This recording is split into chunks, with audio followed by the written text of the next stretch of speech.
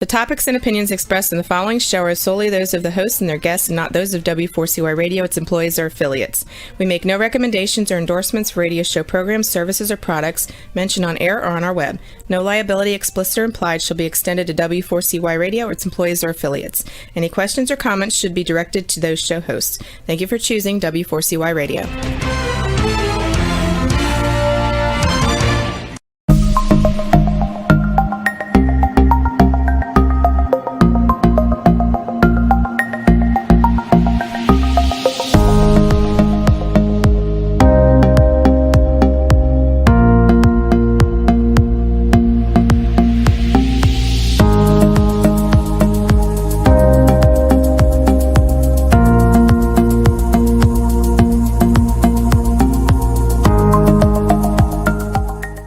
Everybody, it's Wendy and Stephen here for another episode of Triversity Talk. I'm Stephen Bloomer T. And I am Wendy Stewart Kaplan. Welcome tonight. We have two really exciting guests, two amazingly dynamic women from the United Methodist Church from Milford. Absolutely. Yeah. But before we introduce them, we have been told by our producer to remind everyone that we're on Facebook Live and YouTube, or at least we will be on YouTube in the coming days. So if you're here and you're watching, do us a favor, smash that like button. Hey, if you even want to, give us a heart. That's even better.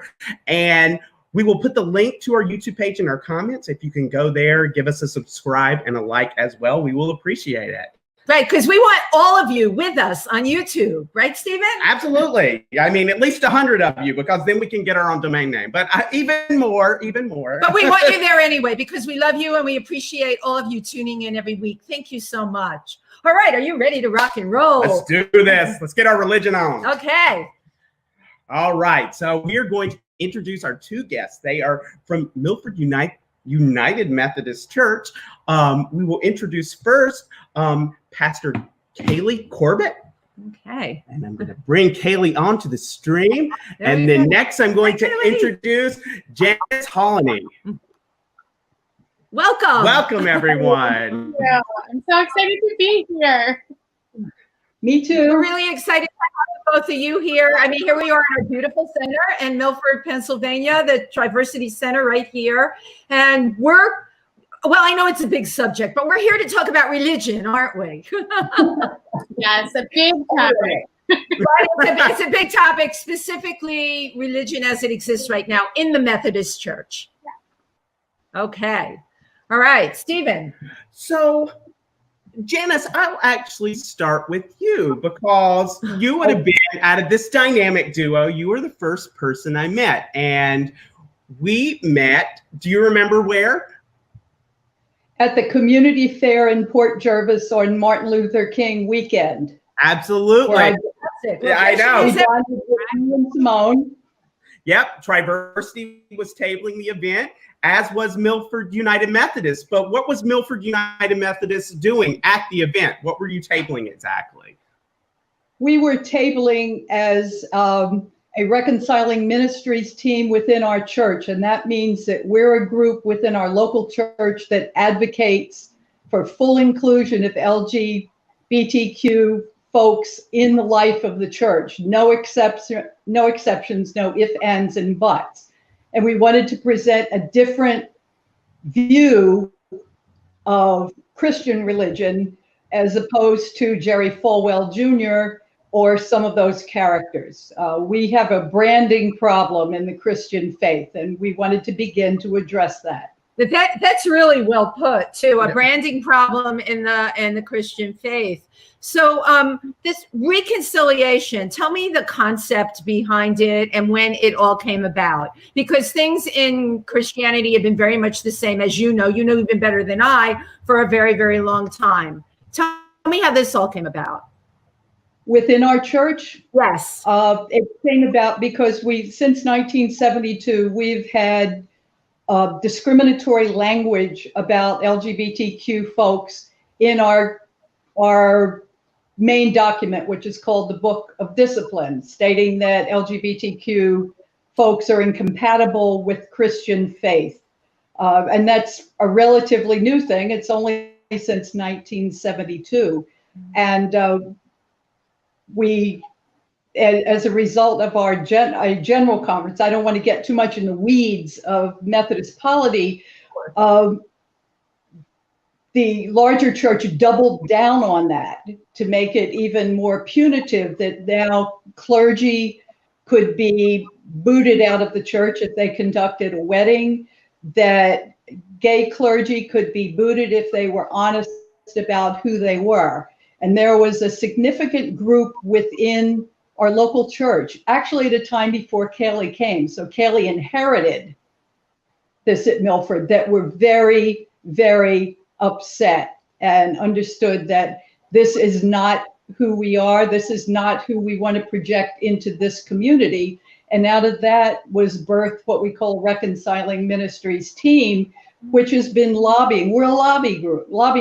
We're a PAC without money to Cheers. Join the club. to push our local church to be responsive, to do the right thing, but to be responsive to the community in which we live. And that community is Milford, Pennsylvania. So, Hailey, how do the rules of discipline affect you as a minister? I mean, what could happen to you, say, if you conduct a gay wedding or something of that sort? So the rules, so like Janice kind of alluded to, the rules kind of got even more punitive in 2019 at our special general conference, which was supposed to like solve the problem, solve the divisiveness within our church. But we have a legislative process that's not unlike our government. And so, it just didn't go as expected. And actually they came down harder. So if a clergy person does a same-sex wedding, somebody in a church, a member of the United Methodist Church or another clergy would have to file a complaint that could potentially be processed and go to trial. And if you're found guilty, and it's like a panel of all Methodists, and you could be suspended without pay for a year, and then further down the road, you eventually could be defrocked, which means you lose your clergy credentials.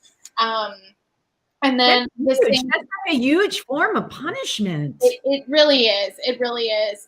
And it's even harder for queer clergy who, it's in the Book of Discipline that the phrasing is self-avowed practicing homosexuals cannot be ordained or licensed for ministry. But there are queer clergy. They're everywhere. There's many of them. And, but their livelihood is at stake. They could be suspended without pay as well and lose their credentials. But here's the thing about all of this is that there awoke within the Methodist Church this movement. We kind of call it the rainbow wave. It was like similar to after 2016's election with that like blue wave that we saw. The rainbow wave. I love the rainbow wave. The rainbow wave. So I know it's so funny, but so many people didn't realize that this language was in the Book of Discipline, right? The incompatibility clause that Janice mentioned, the information that, if you are a self-avowed practicing homosexual, you can't be ordained. And I mean, they brought a bishop to trial, or came down to the judicial council, which is like our Supreme Court. And they pulled out her marriage certificate, just terrible. We have an out gay lesbian bishop. Her name is Karen Oliveto. But so there's been this movement of resistance within the church. Bishops, including our own bishop here we're in the Greater New Jersey Conference, even though we're in Pennsylvania. He has said he will not process complaints related to LGBTQ plus issues. He will not process them to trial, whether it's about a person who is queer, or like a pastor or a clergy person who is queer, or someone who does a same-sex wedding. And the number of churches who have kind of said, we don't agree with these changes, have stepped up and stepped out. So it's been like this massive movement of resistance within the church. Wow. I'm curious because something Janice said first of all, what year did you come to the Milford Methodist Church? I've been here a year. My first only 1 year. And Janice, There was some resistance when you came in. What was the environment in the church for you when you came in? You know, there was a definite group of people that felt as though, you know, that were very hurt by the decision. I mean, it's hard in 2020. Many people have gay and lesbian children. They have friends that they know. I mean, and so it was very hard, especially for folks that didn't know this language was in there, right? So there was a group, you know, there were people who were ready to walk, to say, I can't be a part of a church that legislates harm, that does harm to people that I love. And that's hard. As a clergy person, it's so hard to see people leave, especially as someone who is so passionate about this and trying to move the church forward, to say, oh my gosh, but please just, you know, stay. We're going to make change. But you know, for some people, they're not willing to wait because perhaps they've been in this fight a long time and they're tired, or they just can't be in a place that is doing harm to their siblings, the people they love. So, you know, it's been a journey over the last year of really doing some education. We were supposed to have another general conference in May that obviously got postponed due to Corona until next September. That really was actually moving towards a church split, essentially. We're one of the only mainline denominations, Protestant denominations, that have not split over this issue. The Lutherans have split, the Presbyterians have split, the Episcopal Church, so everybody else has split because of LGBTQ issues, and we're the only ones that haven't. And so some people feel that's where the church is headed. And so, you know, we've been trying to educate and inform. I think that's been, and Janice, you might agree with that, but it's educate and inform and be very transparent that this is all happening, and that, you know, many church people haven't thought about this. And so how do we get them to begin to think about how we interpret scriptures around these and all of that. And so how do we really educate and inform and figure out where people are at? Because if the church does split, we have to figure out where we as a church are going. Right. Where do you stand really as a church? I'm curious, you know, when you came here, the demographic of the people that were going to your church, the young people versus the old people, and where the resistance was, I kind of already can figure out in my head where it might have been. But with the young people, how are you going to bring, many young people, right, have turned their back on religion? I can say that. And especially in the LGBTQ community, they don't want to, but they haven't had the support. They don't feel they've had a choice. So where do you think all this is going with them? And you can both answer that. You know, so I'm 33, so I'm a millennial. So I'm that generation that my friends don't go to church. Your friends don't go to church. We do have some young families who have come to our church because we talk about the issues that are in our world, because we don't shy away from talking about LGBTQ issues, immigration, healthcare, justice, any sort of justice, racism, right? I mean, Black Lives Matter. Like those kind of things are important to many young people. We don't want to generalize to all millennials, but especially for folks that have LGBTQ friends or family, or they themselves are queer, identify as queer, or questioning who they are. And I think it's really important that we say to the world and say to this community, look, there's a different brand out there, and you know, you are beloved just as who you are, and we want to celebrate that, and we want you to feel like you can come into our doors and be welcomed and affirmed. Janice, I don't know if you want to jump in. And I think our congregation is mostly there.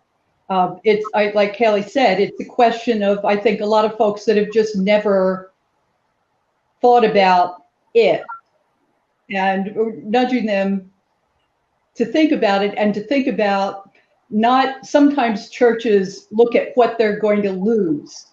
You know, this idealized version. Wendy and I talked the other day about Fun with Dick and Jane, because I'm a millennial. I'll claim, not millennial, I mean a baby boomer, so I'll claim. But this idealized family that never existed. You know, in churches, some churches still will have people that will look backwards nostalgically at that. If only families stayed together, if only kids listened to their, if only, rather than looking at the opportunity that we have in this community, in this world, to show, to be forward looking, to show another alternative to something that really never existed in the 50s. It just did in those books. Or the 60s. I mean, you know, Kaylee, both of you brought out a good point about look at what families are now, right? What, you know, you can have two moms of the same sex, two dads of the same sex, you blended families of all different nationalities, races. Everything is blown wide open, right? But people are all looking for one thing. And you mentioned this the other day, that the comfort and what makes somebody comfortable. And to my mind, and probably to yours too, right? You want to be able to go to your church and find that there. I mean, of course. I mean, more, you just really want to be there from a position of, I guess, both safety and acceptance, you know, not to feel, should I really be here? Is this necessarily where I'm supposed to be? I know I have spirituality and faith, but is this really, do you want me, basically? The church has done so much harm. And, you know, to especially the Methodist Church, to LGBTQ folks, but other denominations as well.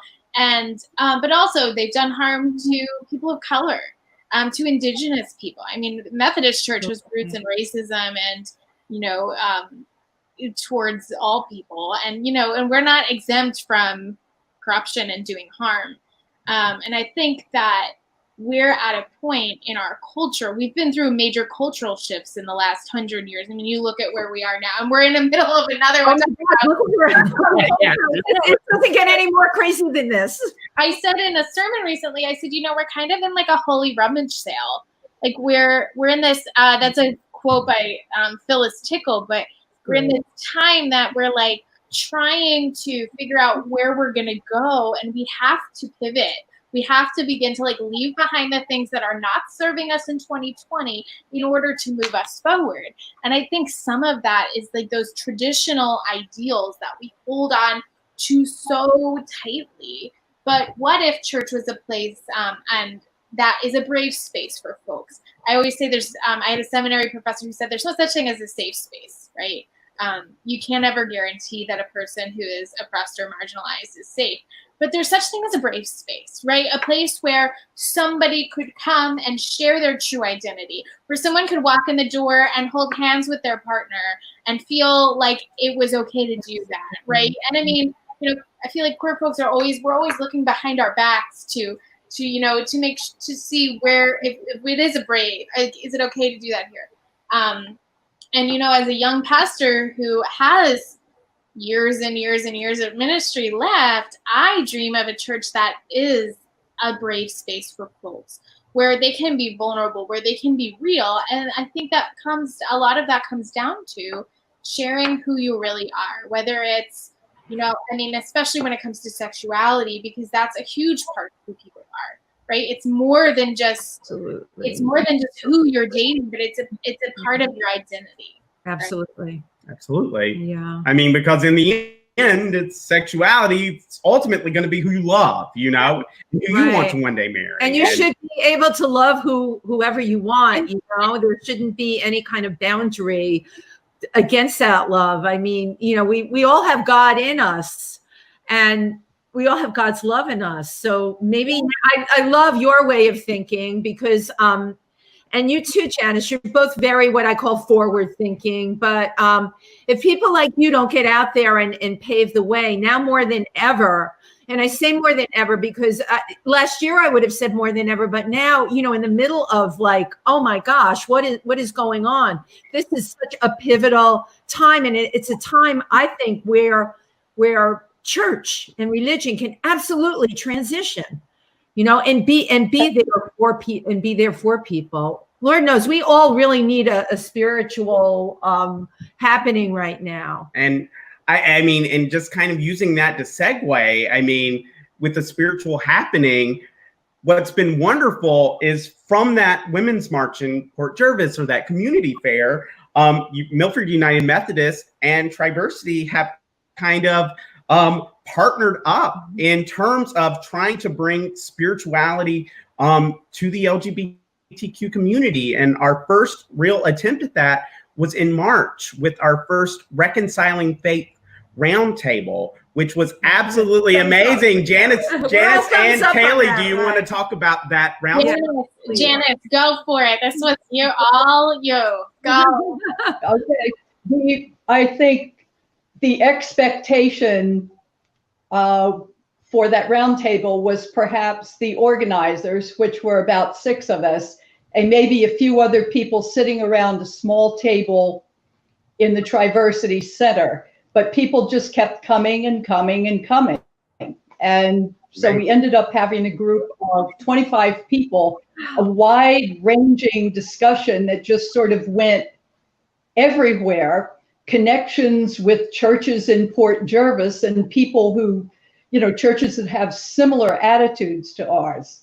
And it was a good starting point. We did not come into this to evangelize, to save people at Triversity, to say, if you come to our church, we're going to fix you, that we came into it looking at what we could gain, what we could learn. And I love events, I know for myself, where I can go in and walk out with more questions than I took into the room. And I think that was true that night. And then we stayed connected with Stephen, and we're going to roll out a new one on Zoom, Reconciling Roundtable, on Thursday night. So maybe Thursday night. Stephen could Thursday night on Zoom. And I'm suspecting that we will have good attendance for that, because we have a lot to say to each other. We are each other. Oh, yeah. We are. Wow. And just to let people know, if you are a member of our SOS Sharing Our Spirit Facebook group, we will post the Zoom details at that group. If you are a member of Triversity's mailing list, we will mail that Zoom information on Thursday. So if you are neither on that group or on our mailing list, shoot us a private message and we will take care of that for you, because we want you there. These questions are important. So I warned Hailey I was going to do this. Uh-oh, here it comes. Bring it on. Bring it on. Look at her. She's ready. I'm ready. I got my notes. So when it comes to reconciling faith, I mean, you have to, at least with the Abrahamic religions, I mean, of course, one of the places you have to go to is the Bible, because sometimes it seems like the Bible says some fairly disturbing things when it comes to, I mean, being, same sex, or, being gay or a lesbian. I mean, and I mean, even trans to some point, at least how some Bible verses are being interpreted. But so I'm going to do my best preacher voice, Southern preacher voice. Oh, we're ready. Go for it. And I'm going to give you a verse, and I want to see how you respond to it. Right, so bring it on. Leviticus 20:13. Go figure, 13. Lucky 13. If a man lies with a man as one lies with a woman, both of them have done what is detestable. They must be put to death. Their blood will be on their own heads. These are what progressive Christians like to call the clobber verses. This is one of many. There's a lot. There's not a lot. There's a handful that we, that people like to spew when you bring up, and they use the word homosexuality, right? Which, I'm actually teaching people, like, we don't really use that word. I'm training people. Well, Hailey, before you even say anything, it's so hard for me because I always associate these verses with the word homosexuality. It's very hard for me. That's why I was kind of like tongue twisted and like, how do I even express it? I explain, I try and really educate people to that. I'm like, that word has been used to do so much harm we have to avoid it. And I always say, like, I use it when I have to talk about things that are like written. But anyway, but so this the Leviticus text is one of the I think the more fun ones to kind of clobber back, right? So this whole section of Leviticus is a focus on ritual purity, right? And so it was for the Israelites, these people who had like wandered in the wilderness, and and then they left their home in Egypt, and they had to get like organized, and they were surrounded by other groups of people that were pagan religions, and God and the people who wrote these purity laws were like, hey, you need to be set apart. You need to be different from these pagan neighbors. And so I'm going to give you a list of laws that you need to follow that are contrary to what the people that are next door are doing for you, right? And so, one of them was the Canaanite religions. But there were many things listed in these lists of many laws, right? And so things like mixed clothing, like you couldn't have two different types of fabric in your clothing. I am sure the shirt that I am has like cotton and polyester in it. Oh my God. Well, that is offensive to me. and so we don't want any polyester in our clothing. We're organic in my clothing. Actually, I'm sure it's 100% cotton. But anyway, we all wear things that are mixed with fabrics. And then like one of the texts immediately following talks about tattoos. And if you see, I have quite a collection. I mean, talk about that. Eating shellfish is part of that. And so, again, these laws were really put in place not to condemn people, but to say, like, this is how you're going to be set apart from these other people. And the word, I love that. What did your scripture text said? Detestful. Was that the word? Yeah. So this is the New International Version. Okay, so I think it said detestable, right? Yeah, detestable. So another way that's translated often is abomination. Mm-hmm. And that word is, leaves us with a terrible taste in our mouth. But actually, it can be better translated as unclean, taboo, or forbidden. Right. And it was, again, used for so many other things, right? So even like sowing a field with two different types of seeds, weaving cloth from two fibers, forbidding eating shrimp, crab, pork, rabbit, different types of birds. So, and we don't follow those laws now. I mean, some people might, but we don't.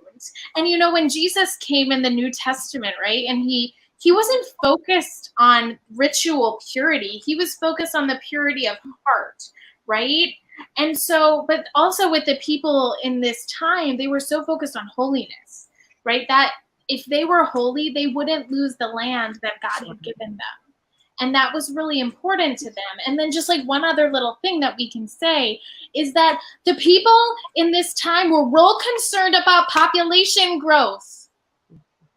There you go. Right. That was crucial to the survival of Israel. It was crucial. And how do you grow the population? Absolutely. Right? Not male on male copulation. I mean, right. The major reason for these laws were that these communities needed to grow. They needed to survive. Their survival was at stake if they didn't reproduce in appropriate numbers. And we see that later with how women's reproductive capabilities were controlled, and like the spreading of seed was bad too. But it was always about protecting and increasing procreation.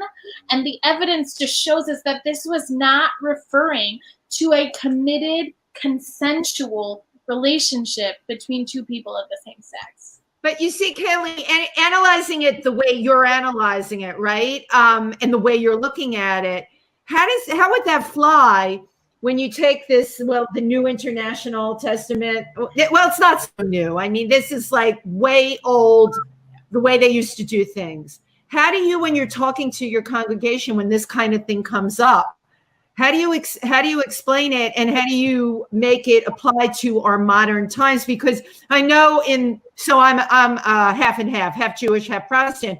I know in the Jewish faith, especially the Orthodox Jewish faith. So the laws of purity are like, they are etched in stone. How do you reach people to get them to reconsider what's written in this book? So one of my big things, and actually a book that we're reading this summer, I'll plug it here, What is the Bible? It's by Rob Bell, is to really bring to light that the Bible is a living, breathing document, right? So the Bible didn't just like fall out of the sky. Some people believe it did, and you know what? That's great. Methodists believe that it's the inspired word of God. We don't believe that it's like from God's mouth to the pages that we read. This was written by human people who had agendas, right? Who were living in a particular time, in a particular place. And so, of course, they're going to write from their own perspective. And so when I bring texts like these, I mean, I don't really preach this text from the pulpit, but, you know, It's like, well, you have to be handed, right? Yeah, that one doesn't usually come in a sermon series. But if it were, you know, I'd say this is, friends, these are words from a particular time and place. We always have to look at what was happening at the time that this book was written, the time that who wrote it, where it was coming from, right? I mean, if you just read that, you wouldn't think, oh my gosh, who are the neighbors of the Israelites and what are they up to? I mean, they were doing things to try, I mean, it said, the history says, like, they were doing these things to try to increase their crops and their livestock. And God is like, you know, in that time, they're like, no, that's not what you're going to do. And so it's always like taking, like we can cherry pick. I don't have my Bible's downstairs, but like you can cherry pick a text, and then, but you really can't, because you have to look at what's happening around it, and then you have to zoom out to say what's the bigger picture here, what's actually happening in the historical context. And so that's what I'm really focused on right now, is kind of bringing that to light to folks to say, you know, what's going on here? What's going on between the lines and in context? I mean, with the Bible, I mean, it's always this thing with me, and the struggle is how to interpret it. Like Leviticus, it certainly seems that you need to definitely put this in a historical context. But what about the Bible seems to be to transcend historical context? You know, like what are the verses that I'm really supposed to think are truly holy? Because I definitely don't think that verse is holy. Definitely not holy. But kind of separating historical context from a genuine holy book that you're supposed to take. When I talk, go Janice. I've talked a lot. Go. Okay.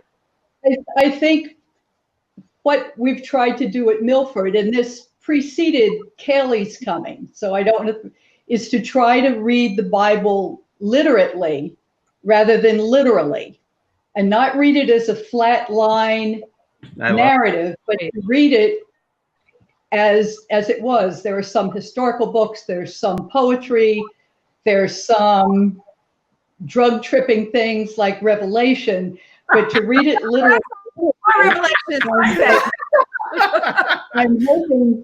I'm hoping that Frank is somewhere. I don't know if Frank does Zoom, but in Jesus' time, for instance, the Torah, the first 5 books of the Bible, started a discussion. Jesus's teaching was always about answering questions with questions. For many in the Christian church, especially the fundamentalist churches, the Bible ends the conversation. Leviticus says this is what it means because I'm telling you what it means. We're not going to look at context. Leviticus is Leviticus. And I think that's the thread that folks like us are kind of competing against, which is that the church of control, the church that's a GPS that's going to tell you every twist and turn on life's journey. And it's going to say, if you have questions, I have answers. They're my answers, but I'm going to tell you. And if you follow them, you're going to go to heaven. And if you don't follow them, you're probably going to the other place. And we have a whole other narrative of what that I think in our church, we talk more about eternal life. Eternal life is now. it begins now. It doesn't begin after we die. We don't believe in things like COVID-19 is punishment for bad things that I did. Yet I didn't put enough money in the plate, so COVID-19 came and smote the people. But it's we're trying, Janice, that you brought that up, because one of the things that I hear from people, and this is outside of church, is this is the way we've abused the planet. This is how COVID-19 has happened, and maybe now people will be smarter. And when they say that, it is like saying, we're being punished for abusing the planet. And I take big issue with that, as I'm sure you will, because it's pointing a finger, and it's like, this is something tragic that happened, and it's happening to every one of us all over the globe right now. Right.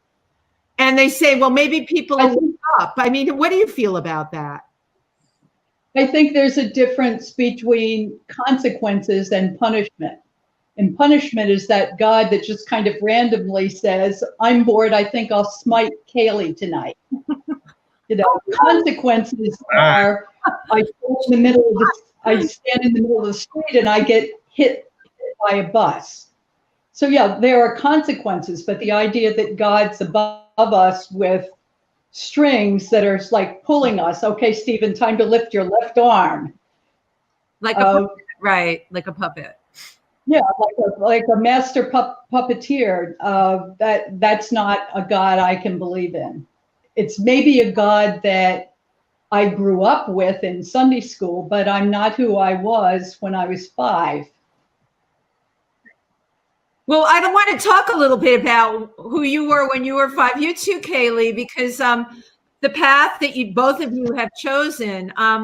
You told me when we were talking aside, you said, Janice, that you were a cradle Methodist. I'm 72 years old. I'll say it. And I grew up in the Methodist church. My parents grew up in the Methodist church. My grandparents grew up in the Methodist church in the South. Wow. And I grew up in the church in South Jersey, which is very much, if you know New Jersey a little, parts of New Jersey in the South are very much like being in Alabama or South Carolina. You are right about that. Carolina, baby. 100%. I grew up at a time where I'm a baby boomer, so it was after the chaos of World War II and Korea, where churches needed to be a comfortable space for people to be and not be challenged too much, and to validate our worldview. And it didn't really tell us we were going to hell. It was more like an inspirational thing. You went, you felt good on Sunday, and it took you into Monday. As I evolved, I moved to the Upper West Side of Manhattan. So that was, and I never left the church. I never had one of those dramatic, I'm leaving now, this really sucks, and coming back 20 years later. I never left, but I evolved within it and began to attend a church on the Upper West Side that began to ask the questions. Okay, we have a food pantry. We're going to hand you a can of Campbell's soup. But to ask the questions, why do we need to do that when there's really enough cans of soup to go around? And became aware that although churches should not be partisan, we should not, Hailey should not stand up in the pulpit and tell us all who to vote for, but we can be political. We can advocate for good public policy of following in the footsteps of Jesus, who took care of the poor, reached out to the marginalized, fed the hungry, healed the sick. Healing the sick is no different than saying maybe we need to advocate for universal health care. That's real. So it's been that kind of evolution. I became around that time aware that there were gay people in the world, and I might know some of them. And then went from there to looking around to gay people, LGBTQ people in my life that I was very close to, our goddaughter, our son's godfather, clergy colleagues. My husband happens to be a Methodist minister, and many of our clergy colleagues in New York are queer. Can I use that word? Is that okay? Use the word Too queer bad. right here. Reclaim it. I don't want to do cultural appropriation here. So it's become a very pressing issue for me because these are people that I love. These are my friends. This is Stephen. This is Simone. This is not theoretical to me. And found myself now in a church that's at least willing to entertain the questions of what is this about, and a congregation of mostly people that are not going and expecting solid answers other than, God loves you and we're going to work out the details together in our community about what that means for all of us. And we're going to help people through the life cycle, through what they call in church circles, hatch, match, and dispatch. Baptism. Hatch, match, and Love it. great. Funeral, I love that. the things that all of us go through in our lives, but the church needs to not only take care of its own within the walls or these days on Zoom, but to also be a voice in the community to advocate for things that are consistent with what the gospel tells us to do. Jesus tells us to go. Jesus doesn't tell us to stay here and hang out. Right. So that's my story, and I'm sticking to it. Your story, that's Yeah, incredible. And I have to say, sitting here, it's such an inspiration. And I know for people that are watching this right now, I mean, you're on fire. It's fabulous. Thank you Absolutely. so much. Hailey, what was your path? I want to hear your path. Oh no, I think I went away for a second. Yeah, you're fine. You You're came back. back. I have that happen to me. It's fine. I know you had your back and now you're back. I just don't know. I know that's always my worst. It's a fear. little shot of adrenaline to get you on your way. It's like, oh no. Tell us what your path was. Mine? Yeah, so I am not a cradle Methodist like Janice. I was actually baptized. I was born in Canada, and I was baptized in the Church of Canada, the Anglican Church. I feel very close ties to our founder, John Wesley, because he was an Anglican priest himself. And I moved back to, my mom and I moved back to the States. And when my mom and my stepdad got married, they were looking for a church. My stepdad was Catholic and my mom was Lutheran. And they met in the middle. The Methodist church was the one that would marry them. And then when I was like 5 or 6, we have some Jewish cousins. And my cousin Vicky had her black tie bat mitzvah, Grand Summit Hotel in New Jersey. It's quite an event. It was an event. I'm so jealous. I woke up the next morning and asked when my bat mitzvah was, and my parents said, "We better get this kid to church." So Right. I'm attending the Methodist church in the town in Caldwell, New Jersey, and I grew up going to church there. My parents were both involved, and we got a new pastor when I was about 13, who I think saw my call to ministry before I ever did. And he got me really involved in worship leadership. And, I really was always questioning what my path was. I went off to college. I went to Birmingham Southern. I went to college in the South in good old Birmingham, Alabama. Love it. And studied biology with hopes of becoming a scientist, working in pharmaceuticals, cancer research. Like that's what I wanted to do. And graduate, and then I applied for Teach for America my last year of college because it was in 2008. It was after Obama was elected, and every young person was going to change the world. Yes, we can. Like it was such a big deal. And along with every other young person graduating college who applied for Teach for America, I didn't get it, and I was like devastated. So I was in this like stage of questioning. I graduated college. I moved home. I had no idea what I was doing. I had no job. I had no friends because they were all still in Birmingham. I came back to New Jersey. And, it was a time of real wrestling and questioning. And I remember sitting in like my pastor's office and saying, I have no idea what I'm doing with my life. And he looked at me and he said, like, have you thought about seminary? And I was like, yes, I have. And I just got chills when you said that too, right? I love that. Yeah. I was like, I have. And he's like, yeah, you need to think about it. And then like the things just started, like doors started opening. I got a job at my first church that I worked there for 6 years as a youth director, youth minister. I went to seminary at Drew Theological School in Madison, New Jersey. And it was there that I really my eyes were opened to advocacy and work with LGBTQ rights. So it was huge at Drew at the time. Queer theology was a big, and just, it was a very inclusive community that was really pushing the church forward. And so that's where I was kind of enlightened and really was interested in pursuing that route of advocacy work. And then began the long, arduous process in the United Methodist Church of Ordination, which took 10 years. I was just ordained last year here, or just last May. Oh, May. Oh, I love it. And it was, what a moment, just what a moment. And my journey has taken me from Basking Ridge, New Jersey to Princeton, up to Sussex County. Most recently, that's where I served for 3 years, and now I'm here in Milford.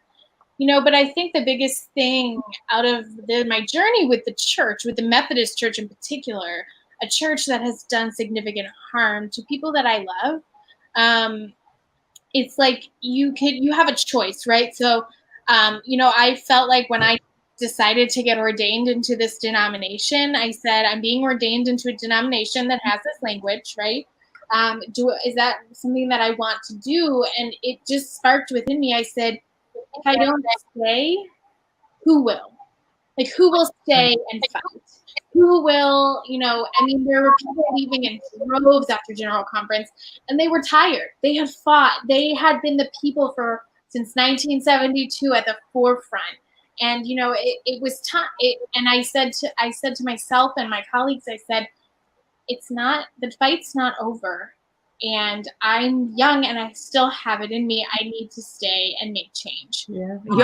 You're being asked to step up to the plate. That's very obvious. Actually, I am a delegate. The way that's Methodist polity, but I will be representing our conference next year at the General Conference. I was elected by my colleagues to do that. And, it's a huge honor and a huge responsibility. But, it was like, if not now, if it's like, that quote that, if not now, when? It was like a powerful moment where I said, I have an opportunity here to stay and make change, for the future generations, for the LGBTQ youth who are in our pews, who, right, Trevor Project just came out, they said like 40% of LGBTQ youth have like attempted or thought about suicide. It's an unbelievable statistic. That's not, and I'm like, the church has a role to play. And we as church people have an opportunity to say to our young people, you are loved because of who you are. And we haven't done that well. And I know with Janice, and I know Janice is always talking about, if we had a young person who was gay and who wanted to become a pastor, would we affirm them? Yes, we would. Hell yes, we would. Like, I love her. I love your commitment. Yeah. Both of you, I love your commitment. And just think about it. I mean, so we go back to 2008 when you were trying to Teach for America. Yes, we can. So where are you now? Yes, we can. For you, right? I know. That's so funny. I've never really made that connection. But, and I am an optimistic person by nature. And I tend to see the glass half full. Always. And I'm like, no, we can change this. And, even no institution is going to tell queer folks that they're not compatible, that they're not fully human. Like, my Bible tells me that everyone is made in the image of God. That's right. We were knit together in our mother's wombs. I mean, that is the bottom line here. It's not about who you love. It's about who you are and how God loves you. And no church, no institution can tell you otherwise. that's between, and I always say, like, we are not the judge of people. Leave that to God. But I know that God loves me unconditionally and loves all my siblings like that as well. But the church has work to do. I mean, we have reparations to make because we've done a lot of harm. We have reparations to make in a lot of places. We've done harm in many, many ways. The church is not exempt from corruption. But look at you. Look what you're doing. Look at the work that you're doing. Look at the work that Janice is doing. And, the path that you're laying out for everybody else going forward, my gosh, it's all about support. And it's all about love. And at the end of the day, that's what each and every person craves. Absolutely. And that's what Jesus said. Love your neighbor as yourself. Love your neighbor. That's right. Not like when we talk about the scriptures, this Leviticus and Romans. And I'm like, but what did Jesus say was the greatest? Yeah. Love. And the answer to, and who is my neighbor in Milford, Pennsylvania, it's Triversity. And it's Milford United Methodist. That's right. Yeah. I mean, it's been such a joy to get to know both of you, and I'm so glad we're going to continue our partnership. Yes. And and it's just incredible. So and we'll see you Thursday night too. Yes, right. Absolutely. And I see you Thursday night till I can meet you in person. Yes, absolutely. We're going to hold you to it one day. Absolutely. Well, we want to thank you both so much for doing this tonight. Yeah, we are really honored to have you as guests, and we look forward to seeing you again on Thursday. And we will do one final plug again. We are live right now on Facebook. So feel free to give us a like or a love. And then this will be posted in the next week or so onto YouTube. So later on tonight, we'll post the link to YouTube in our comments. Mm-hmm. So subscribe. Cool. And when this is posted, smash that like button, please. That's we will love you forever. Smash it. No, love you forever. Smash that button. So press that like button. Press that subscribe. Next week, we have... say who it is, but we have another incredible show next Sunday night at 7:00. So be there or be square. Absolutely. Good night, everyone. Good night, everybody. Thank you. Good night. Good night. Thank you.